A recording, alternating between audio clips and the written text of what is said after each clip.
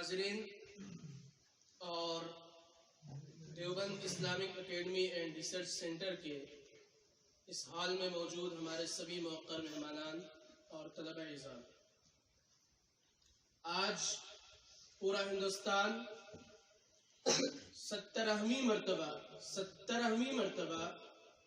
यौम जमहूरिया का जश्न मना रहा है। गणतंत्र दिवस के इस पावन पर्व पर पूरे देश ने बिला तफरीक़ मजहब व मिल्लत, बगैर किसी धर्म और बगैर किसी समाज के भेदभाव के 26 जनवरी 1950 को जो आईन और संविधान हमारे मुल्क में पेश करके पास करके नाफिज कर दिया गया था, लागू कर दिया गया था, उस आईन के निफाज की खुशी में आज पूरा मुल्क न सिर्फ ये कि डूबा हुआ है, बल्कि ये एहसास दिला रहा है कि हमारा भारत हर एतबार से दुनिया का सुपर पावर मुल्क है और हमने अपने इस मुल्क के लिए जितनी कुर्बानियां दी हैं वो आबे ज़र से लिखने के काबिल है।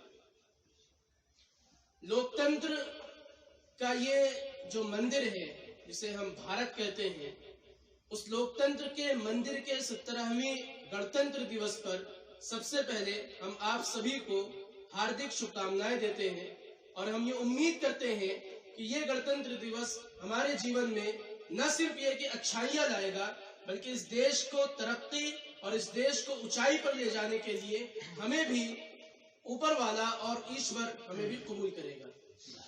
लोकतंत्र के इस पावन पर्व पर हमारे साथ एक बहुत खास मेहमान मौजूद हैं इस वक्त, जिनसे हम बात करेंगे। चूंकि जरूरी इसलिए भी है आज का ये प्रोग्राम और ये इंटरव्यू, क्योंकि हम ये कहते हैं और हमारा जो संविधान है, उस संविधान का जो सबसे पहला पेज है उस पर ये लिखा हुआ है कि हम भारतवासी एक secular, Samajwadi, socialist, democratic country के रहने वाले हैं और हम ये यकीन कहते हैं और हम ये उम्मीद दिलाते हैं और हम ये अहद करते हैं कि हम इस मुल्क को सोशलिस्ट और डेमोक्रेटिक कंट्री बनाकर रखेंगे। तो ऐसे में कुछ ऐसी घटनाएं हमारे देश में लोकतंत्र के इस मंदिर में हुई हैं कि जिन घटनाओं ने हमारे इस लोकतंत्र पर और हमारे इस गणतंत्र पर एक ऐसा बदनुमा दाग लगाया है कि जिसकी भरपाई बरसहा बरस से करने की कोशिश की जा रही है, लेकिन हो नहीं पा रही है। ऐसे मौके पर हमारे साथ जो खास मेहमान जुड़े हुए हैं, बिरादर डॉक्टर अब्दुल रहमान साहब, जिनकी जिंदगी का एक वो लम्हा है और एक वो हिस्सा है जिसके बारे में हम अभी बात करेंगे, और एक आज का हिस्सा है जो हमारे सामने ये बैठे हुए हैं।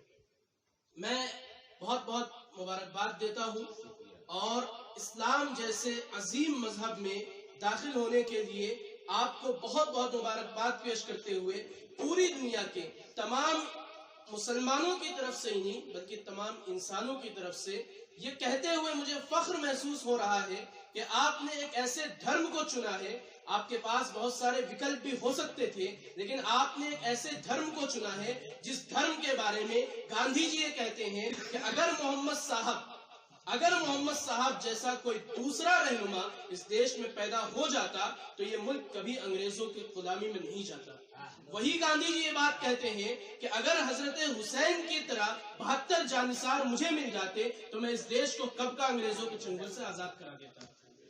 हजरत मोहम्मद सल्लल्लाहु अलैहि वसल्लम के बारे में, आपके अमन के बारे में, आपके पैगाम के बारे में जितनी भी बातें की जाती हैं वो एक तरफ।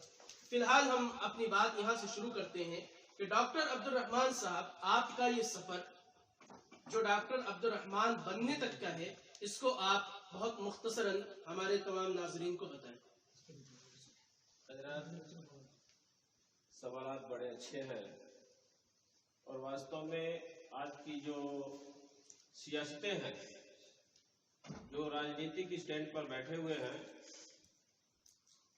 उन्हें एक अजीब तरीके का, उन्होंने अपने नजरिए को एक अजीब अंदाज दे दिया है। वास्तव में उन्होंने अपनी सोच को बदल के अपनी नजरिया भी उनकी बदल चुकी है। वरना इस्लाम एक ऐसा बेहतरीन मजहब है कि जिसकी जितनी भी तारीफ की जाए उतनी कम है।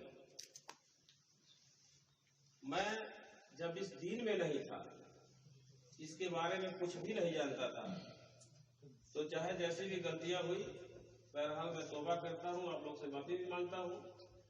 नहीं, अल्लाह से माफी आप मांग चुके हैं, और इस्लाम कबूल करने के बाद आदमी ऐसा हो जाता है जैसे अभी अभी पैदा हुआ बच्चा, जिससे कोई गुनाह नहीं हुआ।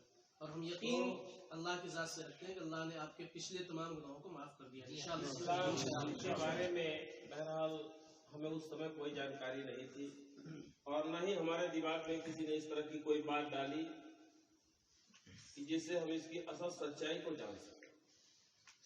और अभी आप जैसे इन तलहों के बीच में एक तंजीम चला रहे हैं,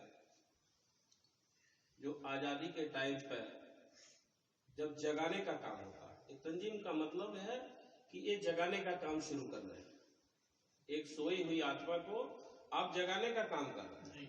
उस वक्त मेरी भी कैफियत ऐसी ही थी कि हमें जहां से जगाया गया था वो रास्ता अलग था, और वास्तव में हमारे जिंदगी का सफर अलग था। हम एक ऐसे रास्ते पर चल रहे थे जो हमारा असली मुकाम नहीं था।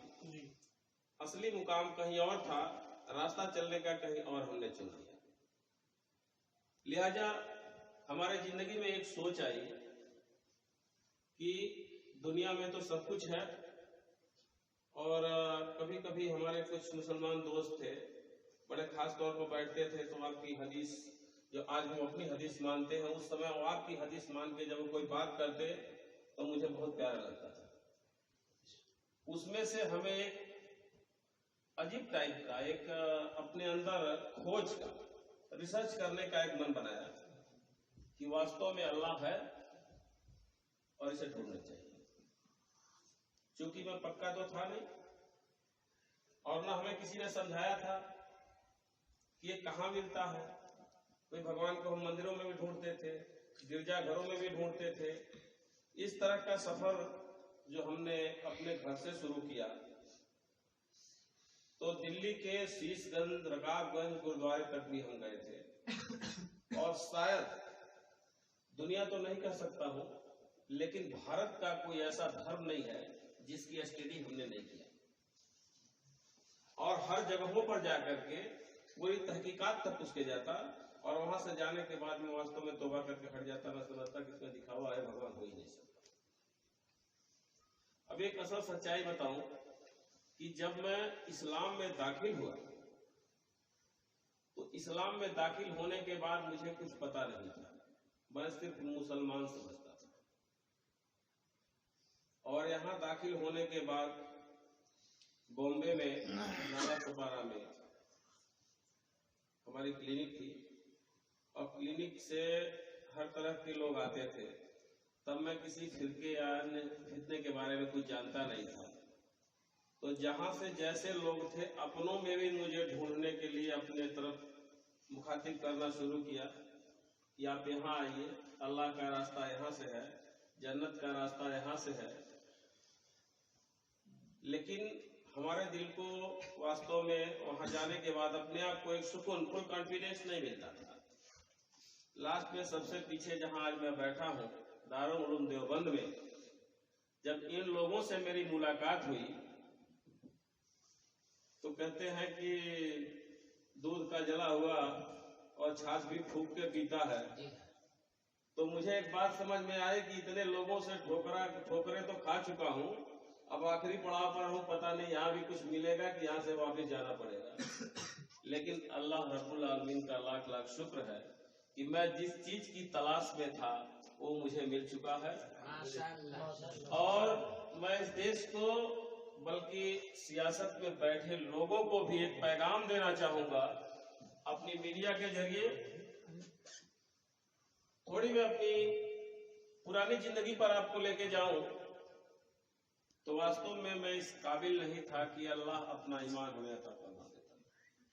ये बहुत बड़ा कर्म है उसका, बहुत बड़ा कर्म है, उसकी ज़र्रा नवाज़ी बहुत बड़ा कर्म है। यानी साहब कि मैं जब डॉक्टर था नाला सुपारा में, कि डीएम में जिस समय में था, एवरीडे हमारा एक आदत था कि जब हम हॉस्पिटल से निकलते थे तो सीधा मैं खाने में जाते थे, और संडे को हम आज इंसान के दर्द को समझने वाले बन गए। ये इस्लाम की देन है, आप जैसे लोगों के मोहब्बतों की देन है। वरना मेरे सामने मरी जाते, तड़पते और मुझसे पैर पकड़ते कि हजरत बचा लीजिए, डॉक्टर साहब बचा लीजिए, लेकिन वो साकी का ऐसा दौर था कि उसकी तड़प को नजरअंदाज करके और मैं खाने में चले जाते थे। अपनी जिंदगी का वाकया बता रहा हूं, उस पर बोल रहा हूं। और आज का दौर है कि अगर किसी को कांटा भी चुभ जाए रास्ते चलते, तो मैं अपनी रुमाल निकाल करके उसके पैर में उसके कांटे को निकाल करके और बचे हुए खून पर अपनी रुमाल बांध देता हूँ कि सब बेचारे को दर्द होगा। इस्लाम का देखिए, इस्लाम प्यासे को पानी पिलाने का नाम है, भूखे को खाना खिलाने का नाम है। इस्लाम मोहब्बतों से मोहब्बत बांटने का नाम है। सियासत में लोगों, बैठे हुए लोगों, आप इसका खाका न बिगाड़िए। अल्लाह के वास्ते इस्लाम को समझने की कोशिश करिए कि इस्लाम एक ऐसा मजहब है, एक ऐसा मजहब है जो कहीं हो ही नहीं सकता। कसम रब्बुल आलमीन की, जिसके कब्जे में मेरी जान है, पूरे फुल कॉन्फिडेंस और पूरी उम्मीद के साथ कहता हूँ, सब अपने से ज्यादा ऊंचा मुकाम देने का नाम इस्लाम है। जो अपने भाइयों को अपने से ज्यादा ऊंचा मुकाम दे करके अपने सीने से लगा के बैठता है, इसका नाम इस्लाम है। बेशक, बहुत खूब डॉक्टर अब्दुल रहमान साहब, आपने बहुत तफसील के साथ इस्लाम से मुतासिर होकर इस्लाम के दामन में आने का एक पूरा सफ़र आपने बताया। मैं अगरचे ये सवाल ज़्यादा मुनासिब नहीं लगता, लेकिन मैं पूछना चाहता हूँ कि इस्लाम कबूल करने से पहले, इस्लाम में दाखिल होने से पहले आपका नाम क्या था और आप किस जाति से आते थे? ये सवाल भी इसलिए मैं कर रहा हूँ, दावती नुक्ते नज़र से सवाल गलत है, लेकिन चूंकि इस वक्त इस देश में जात पात की राजनीति खेली जा रही है, तो ऐसे में हमारा ये जिम्मा बनता है कि हम पूरी दुनिया को ये पैगाम दें कि इस्लाम का जो पाक साफ दामन है और इस्लाम का जो धर्म है, वहाँ जात पात का कोई दूर दूर तक नामो निशान नहीं। यहाँ एक ही सफ में बादशाह और फकीर नमाज पढ़ते हैं। तो मैं ये सवाल आपसे इस वजह से कर रहा हूँ। बहुत बहुत शुक्रिया, बड़ा अच्छा सवाल आपने किया है और मुझे अच्छा भी लगा। मुझे सवाल सुन के अच्छा भी लगा कि आपने मेरा कम से कम पता तो पूछा, वरना मैं अपना पता बताने से पहले एक वाक्य छोटा सा बता दूं जी कि बीच में कुछ हुकूमतें घर वापसी का एक मैटर चला रही है, शायद आप लोग भी सुने होंगे। जी जी जी जी मेरे पास भी लेटर आया था, कुछ जानी मानी हस्तियां भी टकराई और काफी लोग बस्ती में। उस टाइम मेरा प्रोग्राम था, बहुत बड़ा प्रोग्राम था, लाइव शो प्रोग्राम था, जिसमें आज तक, इंडिया टीवी, अब तक के चैनल, बीबीसी, सारे चैनल आ चुके थे और मैं काफी चैनलों पर रहता हूँ। हम देखिए, इस वक्त जो अल्लाह ने मुझे अता फरमाया, crime information bureau, chief reporter संत Kabir Nagar, Indian medical council association, ग्रामीण स्वास्थ्य सेवक वेलफेयर एसोसिएशन उत्तर प्रदेश संगठन मंत्री भी हूँ। ये आप लोगों के मोहब्बतों की देन है जी, ये इस्लाम कबूल करने की वजह से अल्लाह ने जी आपको नवाजा। बेशक नवाजा है। मैं बताऊं कि मैं उस घराने से था जिसे शायद लगभग उत्तर प्रदेश के सारे जिलों में लोग जानते हैं। बशर्ते मेरे घर का पता है, अगर आप लिखना चाहते हैं तो नोट करिए। मेरा नाम है कृष्णानंद पांडे। जी, आपका नाम था? जी, नाम था कृष्णानंद पांडे, ग्राम भरोहिया, पोस्ट रुपनारी कुनवल, जिला गोरखपुर, उत्तर प्रदेश। और आपका अगला सवाल क्या था? बीच में थोड़ा सा। जी, मैं ये पूछना चाह रहा था कि आप किस जाति और किस गोत्र से थे? हमारा गोत्र संस्कृत गोत्र था। जी डॉक्टर अब्दुल रहमान साहब, जिस गोरखपुर से आप बिलोंग करते हैं जी और जहां से आपने जिंदगी का एक बड़ा हिस्सा गुजारा है, उसी गोरखपुर के एक बहुत मशहूर मठ से हमारे इस वक्त के यूपी के चीफ मिनिस्टर एक जमाने में वहां के महंत हुआ करते थे। उस जमाने में उन्होंने एक तकरीर की, बहुत खतरनाक किस्म की तकरीर। लोकतंत्र के इस मंदिर को उस तकरीर ने झुंझला कर रख दिया, हिला कर रख दिया। महंत जी ये कहते हैं कि हम मुसलमानों को तलवार से काट कर फेंक देंगे, जरूरत पड़ेगी तो हम मुसलमानों को इस देश से भगा देंगे। ये आप ही के गोरखपुर के योगी आदित्यनाथ जी का एक पुराना बयान है। अब वो महंत हैं, साथ साथ चीफ मिनिस्टर हैं। अब हो सकता है उन्होंने इस बयान से पर्दा झाड़ दिया हो, अगरचे अभी तक कोई ऑफिशियली बयान नहीं आया। आप इसके बारे में क्या कहना चाहेंगे? देखिए, ये तो हम हिंदुस्तानी हैं और हिंदुस्तान की तमाम तारीखें पढ़ते हैं। हिंदुस्तान में जब राम पैदा हुए थे तो रावण भी पैदा हुए थे। जी हाँ, बेशक। और जब मूसा हुए तो मूसा के टाइम पे फिरौन भी था। तो ये तो तारीखें चलती रहती है, क्योंकि सियासत को अगर जिंदा रखना है तो वास्तव में देखा जाए तो इन दोनों की जरूरत भी पड़ती है। बहुत अच्छा, बहुत बेहतरीन मिसाल दी। बड़ी अच्छी बात है कि इन दोनों की जरूरत पड़ती है। अगर ये दोनों ना रहे तो हमारा ईमान कमजोर हो जाएगा। हम बैठ जाएंगे हाथ पे हाथ रख करके, जैसे हमारे आज इस्लाम के हमारे मुसलमान भाई हाथ पे हाथ रख के बैठ गए हैं। और तमाम ताकतें 33% आरक्षण होने के बाद भी हमारे ऊपर हुकूमतें कर रही हैं। ये हमारी कमजोरी की देन है। यानी साहब, आप जैसे लोग वास्तव में नसीब से मिलते हैं जो समय पड़ने पर कौम को जगाने का काम करते हैं। और मैं भरपूर उम्मीद और कोशिश के साथ कहता हूं कि ताहियाते उम्र जब तक मेरे सांसों में सांस है, मैं आपका साथ दूंगा, चाहे हुकूमत किसी की भी बने, चाहे कोई भी हो।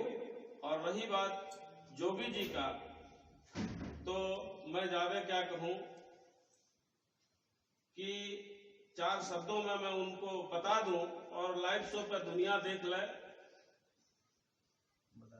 कि तू क्या हमें आजमाने चला है, तू क्या हमें आजमाने चला है और हमारे ईमान को तू मिटाने चला है, हमारे ईमान को तू मिटाने चला है। अरे तेरे घर का खुद ही पता न मालूम तुझको और हमारे घर का पता तू बताने चला है। डॉक्टर साहब, आपने बहुत अच्छा जवाब दिया। अगला सवाल ये है कि एक हदीस है अल्लाह के नबी सल्लल्लाहु अलैहि वसल्लम की कि अल-इस्लाम यहदिमु मा कान क़ब्लहु, इस्लाम अपने से पहले की तमाम चीजें खत्म कर देता है। इसका ये भी मतलब है कि जो शख्स इस्लाम में दाखिल होता है, ईमान कबूल करता है, अल्लाह और उसके रसूल को मानता है, तो उसके तमाम माजी के गुनाह माफ कर दिए जाते हैं। लेकिन चूंकि हिंदुस्तान में एक ऐसा दौर चल रहा है जिसमें राम के नाम पर राजनीति खेली जा रही है, जिसमें बाबर के नाम पर सियासत हो रही है, और जिसमें उस एक इमारत को जो सैकड़ों सालों से मुसलमानों की मस्जिद रही है और उसके बाद उसको विध्वंस करके, उसको ध्वस्त करके, उस इमारत पर कब्जा करके उस पर मूर्तियां रखी गई, उसको मंदिर बनाने की कोशिश की, इस वक्त वो केस सुप्रीम कोर्ट में चल रहा है ऑलरेडी। तो ऐसे हालात में उसके बारे में ज्यादा गुफ्तगू नहीं करना चाहिए, क्योंकि सुप्रीम कोर्ट में वो केस चल रहा है। वो लोग जो इस केस को मुद्दा बनाकर पूरे देश में राजनीति कर रहे हैं, इस लाइव टॉक शो के जरिए हम उनको भी पैगाम देना चाहते हैं कि खुदा के वास्ते सुप्रीम कोर्ट के एतमाद को बरकरार रखिए और इस मुद्दे पर मत बोलिए। लेकिन हम उस पीछे के पर्दे के पीछे की बात आपसे जानना चाहते हैं कि एक लंबा जमाना आपने राम के नाम पर होने वाली राजनीति का हिस्सा बनकर गुजारा है। मैं उस जीवन के बारे में आपसे पूछूंगा और ये उम्मीद करूंगा कि आप बहुत शॉर्ट टाइम में ये बताएंगे कि वो पूरा मुद्दा क्या था जिसको छोड़कर आप इधर आए। देखिए यानी साहब, धर्म के नाम पर राजनीति करना एक गंदी सोच है। चाहे धर्म हिंदू का हो या धर्म मुसलमान का हो, सबका रास्ता एक ही होता है कि प्रभु को पा लेना या अल्लाह को राजी कर लेना। बिल्कुल। और इसको राजनीति से जोड़ना एक घटिया सोच से ज्यादा और कुछ हो नहीं सकता। बिल्कुल सच्ची बात है। बहुत बहरहाल सुप्रीम कोर्ट आखिरी न्यायपालिका है, मैं उसकी कदर करता हूं और जो भी फैसला सुप्रीम कोर्ट दे मैं उसका तहे दिल से शुक्रगुजार हूं। लेकिन जब बात कहने पर आ जाती है तो जुबान से निकल ही जाती है। मैं माफी चाहूंगा कि मैं राजनीतिक एतबार से बात नहीं कर रहा, चाहे हमारा सूफी हो, सूफी कहते हैं ना जो अपने में जैसे संत होते हैं, जी जी, हमारा सूफी हो या जोगी हो, दोनों का लाइन अलग है। ये दोनों दुनिया के बुरे लोगों को भले रास्ते दिखाने के लिए आए हैं, जी आखिरत का रास्ता कायम करने का एक रास्ता बताते हैं, प्रभु से मिलने की एक तरतीब बताते हैं। इनका काम दुनिया जोड़ना नहीं है, और जो दुनिया जोड़ेगा वो जोगी हो ही नहीं सकता, क्योंकि दुनिया भोग विलास की जगह है। तो आप खुद सोच सकते हैं कि जो भोग विलास में व्याप्त हो वो फिर जोगी कैसे हो सकता है। सही कहा। और जो जोगी हो ही नहीं सकता तो उसके सोच का अंदाजा तो सारा जमाना लगा सकता है। जी, तो मेरा सवाल फिर वही दोहरा रहा हूँ। मैं पूछना चाह रहा हूँ कि सन 1992 में इस लोकतंत्र के मंदिर को ढाने की जो कोशिश की गई, मैं बार बार लोकतंत्र का मंदिर इसलिए कह रहा हूँ कि मैं बड़े यकीन के साथ, पूरे एतमाद के साथ और कॉन्फिडेंस के साथ ये बात कह रहा हूँ कि जिस दिन इस मुल्क में बाबरी मस्जिद को शहीद किया गया है, उस दिन से लोकतंत्र का ये मंदिर ढा तो नहीं दिया गया, लेकिन लोकतंत्र के ऊपर से देश की सेकेंड लार्जेस्ट मेजोरिटी का एतमाद, विश्वास और यकीन कम हो गया है, खत्म होते होते बचा है। तो मैं वो पूछना चाह रहा हूँ आपसे उस हाथ से। गंदी सोच है कि ऐसा होना तो नहीं चाहिए था, लेकिन जब इंसान का नजरिया बदल जाता है, जब उसकी सोच बदल जाती है, तो किसी भी हद तक गुजरने से वो बाज नहीं आता। वरना मैंने आपसे पहले भी कहा कि मंदिर या मस्जिद दोनों इबादत गाह हैं और दोनों ही इबादत करने का स्थल है। एक ऐसा स्थल जहां से हम प्रभु को पाने के लिए एक प्रार्थना करते हैं या नमाज पढ़ते हैं जी। एक हमारा स्थल है, उसको किसी भी कीमत पर, मैंने आप जो पूछना चाहते हैं मैं आपके भावना को समझ रहा हूं, लेकिन वो एक राजनीतिक स्टैंड नहीं है, बल्कि राजनीतिक स्टैंड बनाया गया है। जी। आप पूजा कर रहे हैं, हम नमाज पढ़ रहे हैं, हम नमाज पढ़ रहे हैं, आप पूजा कर रहे हैं, मकसद तो हम दोनों का एक ही है। मैंने पहले कहा कि मकसद एक ही है और तरीके अलग हैं।